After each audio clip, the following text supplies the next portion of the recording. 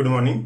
आज के इस वीडियो में बात करते हैं ऐसे लोगों की समस्या जिनके जॉइंट्स में आवाज आती है चलने से या फिर उठने बैठने से कटकट की आवाज आती है। अगर कटकट की आवाज आती है जॉइंट से, जोड़ों से, जब आप चलते हैं या फिर कुछ एक्टिविटी या कुछ इधर उठा रहे हैं या उधर कर रहे हैं, तो इसका संबंध यूरिक एसिड से होता है। इस वीडियो में हम लोग समझ लेते हैं कि इस समस्या से कैसे निजात पाई जाए और कौन सी दवा लिया जाए। तो देखिए, जो यूरिक एसिड है आज की डेट में काफी लोगों का बड़ा होता है। यूरिक एसिड बनता कहाँ पे है? लीवर में, यानी लीवर के डिसऑर्डर है और उसका इफेक्ट पूरी बॉडी में दिख रहा है, जॉइंट्स में। तो देखिए, जब आप प्रोटीन खाते हैं ना, तो प्रोटीन जो बना होता है वो अमीनो एसिड से बना होता है। ये अमीनो एसिड है और इसमें दो ग्रुप पाए जाते हैं, एक NH2 ग्रुप और दूसरा CSS ग्रुप। अमीनो ग्रुप और कार्बोक्सिल ग्रुप दोनों पाए जाते हैं इस अमीनो एसिड में। और इस अमीनो एसिड का यानी प्रोटीन का जब डीअमीनेशन होता है, डीअमीनेशन मीन्स NH3 ग्रुप बाहर निकलता है। डीअमीनेशन एक ऐसा प्रोसेस है जिसमें NH3 ग्रुप बाहर निकलता है। ये सब प्रोसेस लीवर में होगा और रिस्पायरेशन के थ्रू क्या बनता है? CO2 बनता है ना। तो अमोनिया और CO2 मिलते हैं, लीवर में ही मिलेंगे। दो अमोनिया और एक CO2 मिल करके इस तरह से यूरिया बना लेते हैं। NH2 CO NH2 यूरिया बना लेते हैं, प्लस एक H2O बना लेते हैं। तो ये जो यूरिया है ये भी बनता है लीवर में और यूरिया ही कन्वर्ट हो जाता है किसमें? यूरिक एसिड में। यानी यूरिक एसिड बनने के लिए रॉ मटेरियल एक तरह से यूरिया है। यूरिक एसिड बनने के लिए रॉ मटेरियल यूरिया है। तो जिनके भी जॉइंट से कटकट की आवाज आ रही है तो आपको प्रोटीन कम कर देना है। चना, राजमा, काबुली, ये सब कम कर देना है। तो प्रोटीन अगर कम कर देंगे तो लीवर जो एक्सेस में बना रहा है यूरिक एसिड वो नहीं बनाएगा। अनफॉर्चुनेटली जिनका बढ़ चुका है उनकी अगर बात किया जाए तो उनके लिए क्या समाधान है? देखिए, जिनका भी यूरिक एसिड बढ़ा हुआ है वो लोग फास्ट न रहें।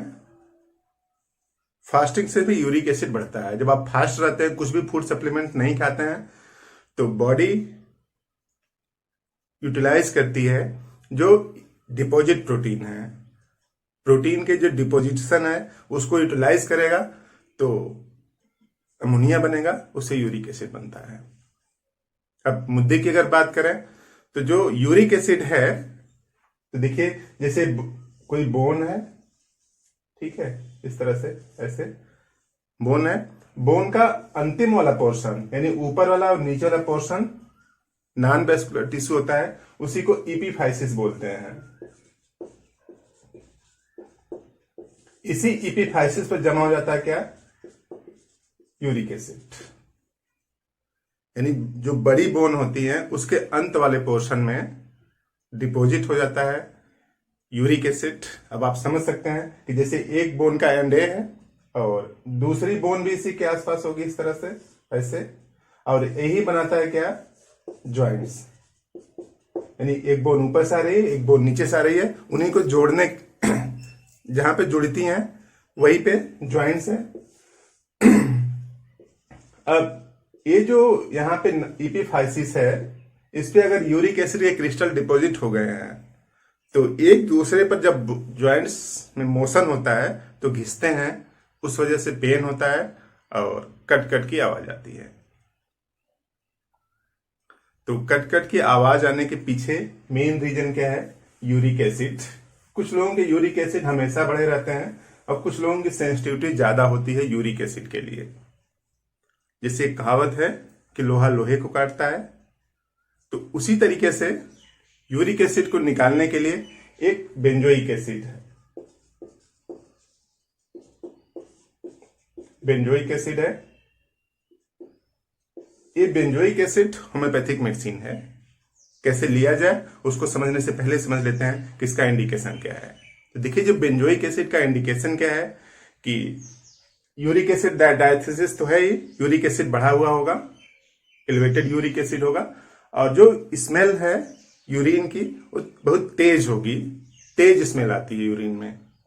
तो क्योंकि कुछ यूरिक एसिड निकल भी रहा होगा, तो निकलेगा तो स्मेल आएगी। एसिड में स्मेल, जैसे खराब सी स्मेल होती है, बैड स्मेल होती है, तो स्मेल आएगी। और जांच करवाएंगे तो यूरिक एसिड बढ़ा हुआ आएगा। और जब आप चलते हैं या कुछ भी उठाया, झुक के उठाया, तो ज्वाइंट्स में कट कट की आवाज आती है। तो joints crack on motion, motion में कट कट की आवाज आएगी। और पेन इन टेंडो एक्लिस। अब टेंडो एक्लिस क्या है कि बॉडी का सबसे मजबूत और स्ट्रॉन्गेस्ट टेंडन है।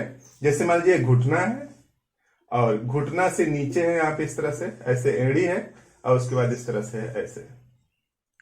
तो जो टेंडो एक्लिस है सबसे स्ट्रॉन्गेस्ट टेंडन है। देखिए, यहां से लेकर के स्टार्ट होता है, फिर यहां तक ऐसे इस तरह से जुड़ा जाता है ये टेंडन,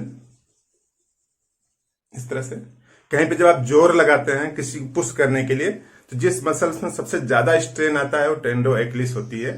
तो ये पीछे पाई जाती है इस तरह से। तो इसमें पेन हो, यानी घुटने के पीछे वाला जो मांस जैसा बड़ा सा नहीं है, उसमें पेन हो, तो यानी वो पेन किसका है?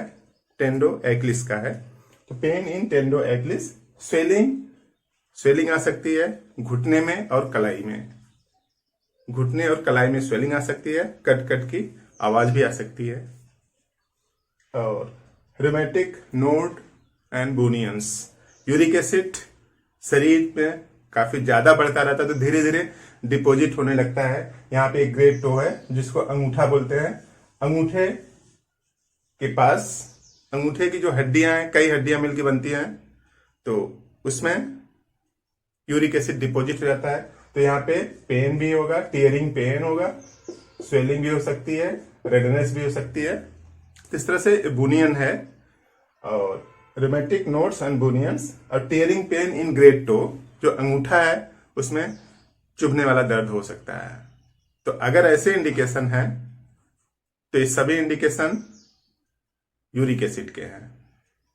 और यूरिक एसिड के इंडिकेशन को ठीक करने के लिए होम्योपैथी की बेहतरीन दवा है बेंजोइक एसिड। बेंजोइक एसिड कैसे लेना है, तो उसका तरीका सिंपल से है। आप होम्योपैथिक मेडिकल स्टोर से बेंजोइक एसिड 6 CS पोटेंसी की आप ले लीजिए, और इसका 4 बूंद सुबह में जीभ पर खाली पेट, और 4 बूंद शाम को जीभ पर रखना है खाली पेट। तो अगर ऐसे इंडिकेशन है आपको, यानी यूरिन की स्मेल तेज आती है, ज्वाइंट्स पे मोशन हो रहा है, तो इन सब समस्याओं से आपको निजात मिल सकती है बेंजोइक एसिड से। आपके नियर बाय में जो भी कोई हो, अगर इस समस्या से पीड़ित हो, तो आप बेंजोइक एसिड इसको दीजिए, आराम आएगा, ठीक हो जाएगा। तो यहां तक आप वीडियो देख रहे हैं तो बात समझ में आ रही होगी। तो इस वीडियो को लाइक कर दें, चैनल पर नए हैं तो सब्सक्राइब कर दें। आपने पूरा वीडियो देखा, थैंक यू।